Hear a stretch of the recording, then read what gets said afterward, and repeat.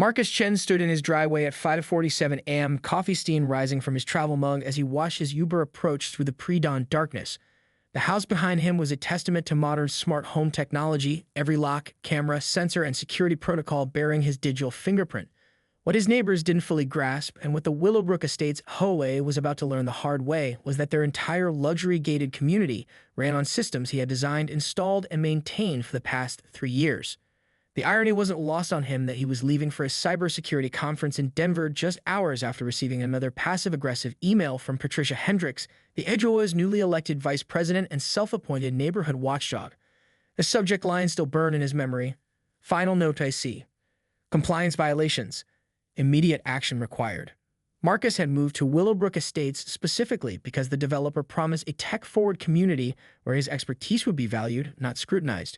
When the original security company's system failed spectacularly during the first month, leaving residents locked out and gates malfunctioning, Marcus had volunteered his services. What started as a neighborly favor evolved into a comprehensive overhaul of the entire community's infrastructure. He'd spent 6 months designing an integrated network that controlled everything: the main gate, individual garage doors, doorbell cameras, motion sensors, and even the irrigation systems. The HOA had been thrilled, especially when his system prevented 2 attempted break-ins and helped recover a stolen package ring. They paid him handsomely for the initial installation and ongoing maintenance, praising him as their neighborhood guardian angel. That was before Patricia Hendricks moved in. Marcus's phone buzzed with another email as he settled into the Uber's backseat. Patricia again sent at 5:43 a.m.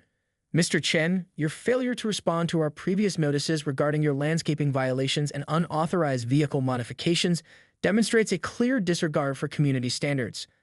The board will be taking appropriate action during your absence. He almost laughed. The landscaping violation was a small Japanese maple he planted without HOA approval. Never mind that 3 other residents had identical trees that somehow escaped Patricia's eagle eye. The unauthorized vehicle modification referred to his Tesla's aftermarket tinting, which was actually lighter than several other cars in the neighborhood, including Patricia's own BMW.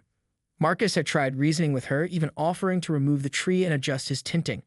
But Patricia seemed to view his mere existence as a personal challenge to her authority. She made comments about people who think they're above the rules and muttered about certain residents who didn't understand community values. The barely veiled hostility was exhausting. As the Uber pulled onto the highway, Marcus opened his phone's security app, the master control for Willowbrook's entire system.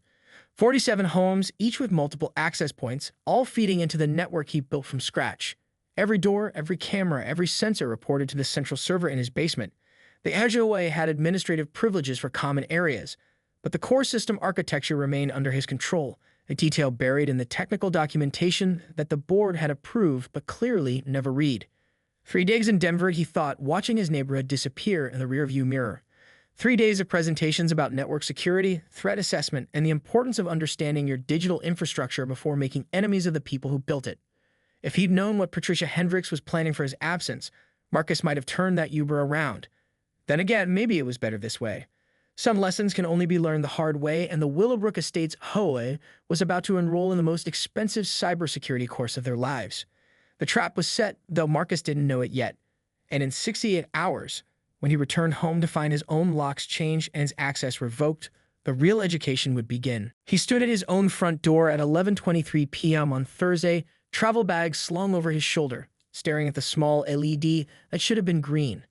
The Denver conference had run late, his flight was delayed, and all he wanted was to collapse into his own bed. Instead, he was locked out of his own house. His first thought was system malfunction. 3 years of flawless operation had made him complacent. Even most robust systems occasionally glitched. Marcus pulled out his phone and opened the administrative interface, expecting to see an error log or connectivity issue. What he found made his blood run cold. His access credentials had been manually revoked. Not expired, not corrupted, not glitched. Deliberately deleted from the system by someone with administrative privileges. The timestamp showed the action had occurred at 2:47 p.m. that afternoon, while he was sitting in a conference room 600 miles away, listening to a presentation about insider threats. Marcus scrolled through the system logs, his cybersecurity training kicking in as he analyzed the digital breadcrumbs. At 2:45 p.m., someone had used Patricia Hendricks' administrative account to access the lock management system. 2 minutes later, his credentials were gone. But the changes didn't stop there. His garage door access, revoked. His security camera permissions, revoked. Even his ability to receive motion sensor alerts from his own property revoked. But here's what Patricia didn't understand about the system she was trying to manipulate. Marcus had built it with multiple layers of access controls. The HOA's administrative privileges were real, but they operated within parameters he carefully defined.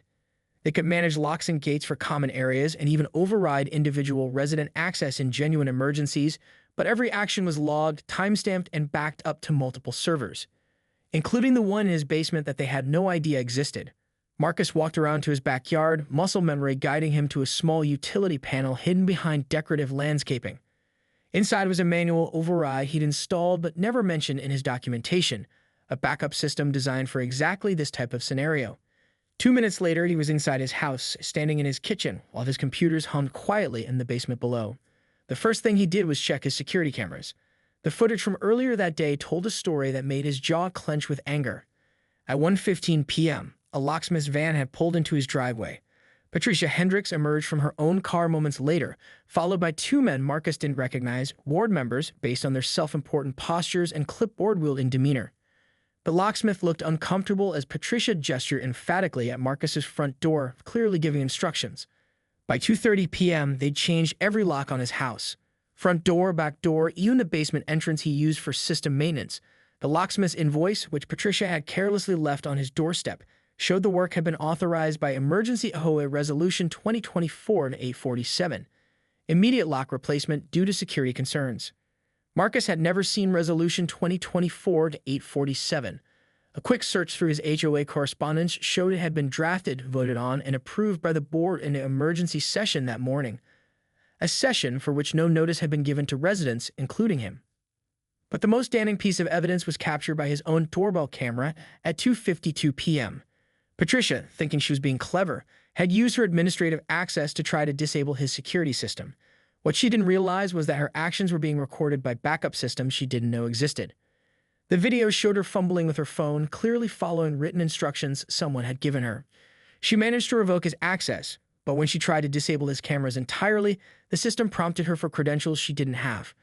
Frustrated, she snapped at one of the board members. "He's got this thing locked down tighter than Fort Knox. We'll deal with the cameras later." Marcus sat back in his chair, pieces clicking into place. This wasn't just about a tree or window tinting. Patricia was making a power play, using him as an example to show other residents what happened when you crossed the new HOA leadership. Change the locks, revoke access, establish dominance. What she didn't realize was that she just declared war on someone who held the keys to everyone's digital kingdom. Marcus opened a new document and began typing. If Patricia wanted to play hardball, he'd show her what a real security expert could accomplish when properly motivated. But first, he needed to understand the full scope of what he was dealing with. His phone buzzed with a text from his neighbor, Mrs. Rodriguez. "Marcus, I saw them at your house today. Patricia told everyone at the community meeting tonight that you've been removed for security violations. She said you've been using your access to spy on residents. I know that's not true, but she's got people scared. Be careful." Marcus stared at the message, his anger crystallizing into something sharper and more focused. Patricia wasn't just targeting him anymore. She was actively destroying his reputation, using fear and misinformation to turn his neighbors against him. She'd made this personal. Now he was going to make it professional. Marcus cracked his knuckles and opened his laptop. Time to show the Willowbrook Estates HOA what happened when you locked out the person who designed your locks. Marcus didn't sleep that night. Instead, he did what he did best. He gathered intelligence. By 3 a.m., he compiled a comprehensive audit of every HOA administrative action taken in the past 6 months. What he found was a pattern of escalating abuse that went far beyond his own situation.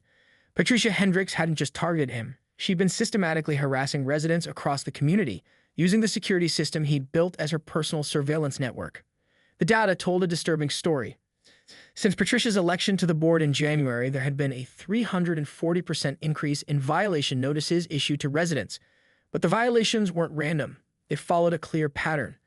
Residents who questioned board decisions at meetings found themselves cited for minor infractions within days. The Johnsons received a notice about their improperly stored trash cans the day after Mr. Johnson asked about the HOA's legal fees at the February meeting. The Patels were cited for unauthorized garden modifications after Mrs. Patel suggested the board meetings should be recorded for transparency. Marcus cross-references these violations with the security system logs, and what he discovered made his stomach turn. Patricia had been using her administrative access to monitor specific residents' comings and goings. She knew when people left for work, when they returned, when they had visitors. The system showed she accessed camera feeds for the Johnsons' driveway 17 times in the week before issuing their violation, clearly watching for any excuse to cite them. But the most damaging evidence came from the financial records that Marcus had legitimate access to through his maintenance contract. The HOA's books showed several irregular payments to Hendricks Consulting LLC, a company that didn't exist until 3 weeks after Patricia joined the board. She'd been paying herself $2,800 monthly for community management services that weren't authorized in the budget or disclosed to residents. At 4:17 a.m., Marcus's phone rang. Unknown number. "This is Detective Sarah Martinez with Metro Police. Am I speaking with Marcus Chen?" Marcus's blood chilled. "Yes, that's me." "Mr. Chen, we received a complaint about unauthorized access to private security systems in your neighborhood. The complainant alleges you've been using your administrative privileges to spy on residents. We'd like to speak with you today, if possible." Patricia's next move. She wasn't just content with locking him out, she was trying to get him arrested. "Detective, I'd be happy to speak with you. But I think you should know that I have substantial evidence that the person who filed that complaint has been the one actually misusing the security system for surveillance purposes." There was a pause. "Can you elaborate on that?" "I can provide you with detailed logs showing unauthorized surveillance activities, financial irregularities, and what appears to be coordinated harassment of multiple residents. The complainant has administrative access to the system and has been using it to monitor residents who've questioned the HOA board's decisions." Another pause, longer this time. "Mr. Chen, these are serious allegations. Do you have documentation to support these claims?" "Detective, I have everything. Timestamped logs, video evidence, financial records, and system access reports going back 6 months. I designed this security system. Every action taken within it is recorded and backed up. If someone's been misusing it for surveillance, I can prove it. I think we need to have a longer conversation. Can you come to the station this morning?" Marcus agreed to meet Detective Martinez at 10 a.m., then spent the next 6 hours preparing the most comprehensive digital evidence package he ever assembled. Every log entry, every suspicious access pattern, every correlation between board meetings and violation notices, all organized into a presentation that would make his cybersecurity colleagues proud. At 9:45 a.m., as Marcus prepared to leave for the police station, his doorbell rang. Patricia Hendricks stood on his porch, flanked by 2 other board members, and a man in an expensive suit who was clearly her attorney.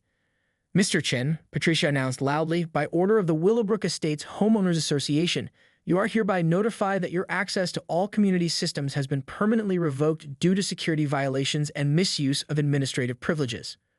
Marcus stepped outside, noticing that Patricia was positioning herself directly in front of his doorbell camera. She wanted this interaction recorded. She was building her case, trying to provoke him into saying something she could use against him. "Ms. Hendricks," Marcus replied calmly, "I assume you've reported these alleged violations to the proper authorities?" "We have. The police are investigating your unauthorized surveillance activities." "Good. I'm actually meeting with Detective Martinez in 15 minutes to discuss surveillance activities in our community. I'm sure she'll be very interested in the evidence I've compiled." For the first time since this began, Marcus saw uncertainty flicker across Patricia's face. "What evidence?" "Well, for example, the logs showing that someone used administrative access to view the Johnsons' driveway camera 17 times before issuing them a violation notice. Or the financial records showing unauthorized payments to a consulting company that was incorporated 3 weeks after a certain board member's election." The attorney stepped forward. "Mr. Chen, any attempt to access private financial information could constitute the financial information I accessed through my legitimate maintenance contract with the HOA." Marcus interrupted. "The contract that gives me audit rights for all system-related expenses, including payments for services that were never authorized by the residents." Patricia's face was turning red. "You don't have the authority to." "Actually, I do. And Detective Martinez will have all the documentation she needs to determine who's actually been misusing the security system around here." Marcus checked his watch. "Speaking of which, I need to get going. The police don't like to be kept waiting." As he walked to his car, Marcus heard Patricia hissing at her attorney. "You said we had him dead to rights." The attorney's response was barely audible. "We need to discuss some things before this goes any further." Marcus smiled as he drove toward the police station. Patricia had made a crucial mistake. She'd assumed that having administrative access meant she understood the system. But understanding how to use a tool and understanding how that tool worked were very different things. And Marcus was about to show everyone the difference between a user and an architect. Detective Martinez was a sharp woman in her 40s who clearly dealt with enough cybercrime to recognize the real thing when she saw it. Marcus spent 2 hours walking her through the evidence, watching her expression grow increasingly grim as the scope of Patricia's activities became clear.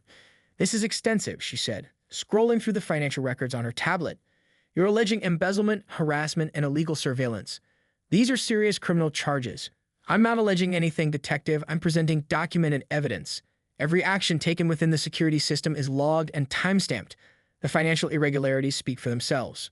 Detective Martinez leaned back in her chair. "Mr. Chen, I have to ask, how do we know you didn't fabricate any of this? You clearly have sophisticated technical knowledge." Marcus had been waiting for this question. "Because I built multiple verification layers into the system specifically to prevent tampering. Every log entry is cryptographically signed and cross-referenced with backup servers. If I'd modified anything, it would leave digital fingerprints that any forensic analyst could detect." He opened his laptop and pulled up a terminal window. "More importantly, detective, I can prove the system's integrity in real time. Right now, Patricia thinks she has administrative control of the community's security infrastructure. She doesn't realize that what she has is essentially a user interface built on top of systems she can't access or modify." "What do you mean?" "I mean that while she can change locks and view cameras, she can't alter the fundamental architecture. She's been playing with the dashboard while I've maintained root access to the engine." Marcus's fingers flew across the keyboard. "For example, she revoked my access to my own house yesterday." "But watch this." On his screen, Marcus pulled up a live feed from his doorbell camera, then another from his backyard, then feeds from 6 other houses throughout the neighborhood. Detective Martinez frowned. "I thought you said she revoked your access." "She revoked my user-level access, but the system has multiple authentication layers. She removed me from the resident database, but she couldn't remove me from the core administrative systems because she doesn't know they exist." Marcus's phone buzzed with a text from Mrs. Rodriguez. "Emergency HOA meeting called for 2 p.m. today. Patricia says they're voting to have you permanently banned from the community and pressing criminal charges." Marcus showed the message to Detective Martinez. Perfect timing. "Detective, would you be interested in attending this meeting? I think you'll find it educational."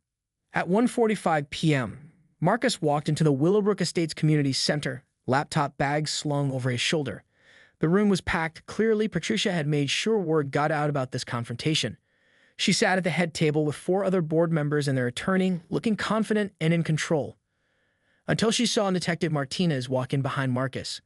"Ladies and gentlemen," Patricia announced loudly, "before we begin today's proceedings, I want everyone to know that Mr. Chen is under investigation for criminal misuse of our security systems. He's been spying on his neighbors and has refused to turn over administrative control to the properly elected board." Murmurs rippled through the crowd. Marcus noticed several neighbors who'd been friendly before were now looking at him with suspicion and fear. "That's an interesting accusation, Ms. Hendricks," Marcus said, setting up his laptop on a table in the front row. "Detective Martinez, would you like to address the room about your investigation?" Detective Martinez stood. "I'm Detective Sarah Martinez with Metro Police. I've been investigating allegations of cybercrime in this community. Based on my review of the evidence, I can confirm that crimes have been committed. However, Mr. Chen is not a suspect. He's a witness." The room fell silent. Patricia's face went pale. "Ms. Patricia Hendricks," Detective Martinez continued, "you're under investigation for embezzlement, harassment, and violation of privacy laws through unauthorized surveillance activities." The explosion of voices that followed was immediate and chaotic. Patricia shot to her feet, pointing at Marcus. "This is ridiculous. He's the one who's been spying on people. He controls all the cameras." "You're absolutely right," Marcus said, loud enough to be heard over the commotion. "I do control all the cameras. I also control all the locks, all the access systems, all the motion sensors, and every other piece of technology in this community, because I designed, built, and own the entire security infrastructure." The room went quiet again. Even Patricia seemed stunned. Marcus connected his laptop to the community center's projector. "Ms. Hendricks, you spent the last 6 months trying to establish control over systems you fundamentally don't understand. You've harassed residents, embezzled funds, and violated privacy laws. But your biggest mistake was trying to lock out the person who actually owns the keys to the kingdom." On the screen behind him, a live dashboard appeared showing the status of every security device in Willowbrook Estates. 47 houses, each with multiple sensors, cameras, and access points, all reporting to Marcus's central control system. "This is the actual administrative interface," Marcus continued. "What the HOA has been using is essentially a guest account with limited privileges. You can change locks and view cameras because I allowed you to. But you can't access the core systems, you can't modify the architecture, and you sure as hell can't lock me out of infrastructure that I own." Patricia's attorney was frantically whispering in her ear, but she pushed him away. You can't own the security system. The HOA paid for it. The HOA paid for installation and maintenance services, Marcus corrected. But the hardware, software, intellectual property remain mine. It's all clearly outlined in the contract you apparently never read before trying to take control. He clicked to the next slide showing the original contract. Section 12.3. All proprietary software, system architecture, and core infrastructure remain the intellectual property of Chen Security Solutions. Client maintains operational access through licensed interface only. The room was dead silent now. Marcus could see understanding dawning on faces throughout the crowd. They'd been watching a woman try to steal a system from the person who built it. Detective Martinez has all the evidence she needs regarding Ms. Hendricks' criminal activities, Marcus continued. But I want everyone here to understand something important. Your security isn't compromised because of what I've done. It's compromised because of what she's done. She's been using the system to spy on residents who disagreed with her, and she's been embezzling community funds to pay herself for services she never provided. Patricia finally found her voice. Even if that's true, you can't hold our entire security system hostage. Marcus smiled, the first genuine smile he felt in days. Ms. Hendricks, I'm not holding anything hostage. I'm simply declining to continue providing services to a community that allows its leadership to commit crimes and harass residents. My contract with the HOA can be terminated by either party with 30 days' notice. He clicked to his final slide, the formal termination notice dated that morning. Effective 30 days from today, I'm withdrawing all technical support for Willowbrook Estates' security infrastructure. You'll need to find someone else to maintain your cameras, your locks, your gates, and your sensors. I'm sure any qualified technician will be happy to help you. Once they figure out how to reverse engineer a custom system built over 3 years. The implications hit the room like a physical wave. Without Marcus, their entire smart community would become a collection of expensive, non-functional gadgets.